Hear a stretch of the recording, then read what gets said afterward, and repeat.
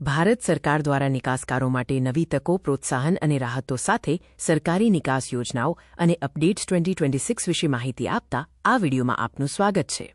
ભારતીય નિકાસકારોને મજબૂત બનાવવા માટે 6 મહત્વપૂર્ણ નિર્ણયો લેવામાં આવ્યા છે.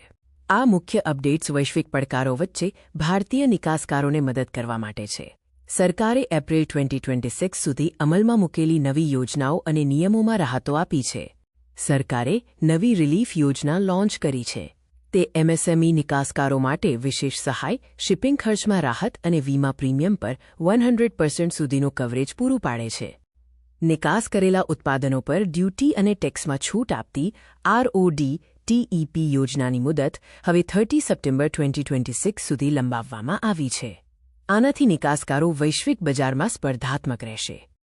DGFT દ્વારા EPCG અને એડવાન્સ ઓથોરાઇઝેશન સ્કીમ હેઠળ નિકાસ લક્ષ્ય પૂરું કરવા માટે 31 ઓગસ્ટ 2026 સુધી ઓટોમેટિક મુદત વધારો આપવામાં આવ્યો છે.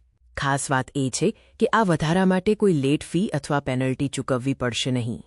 RBI દ્વારા પેમેન્ટ અને ક્રેડિટમાં મોટી રાહત આપવામાં આવી છે. ક્રેડિટની મહત્તમ મુદત 270 દિવસથી વધારીને 450 દિવસ કરાઈ છે.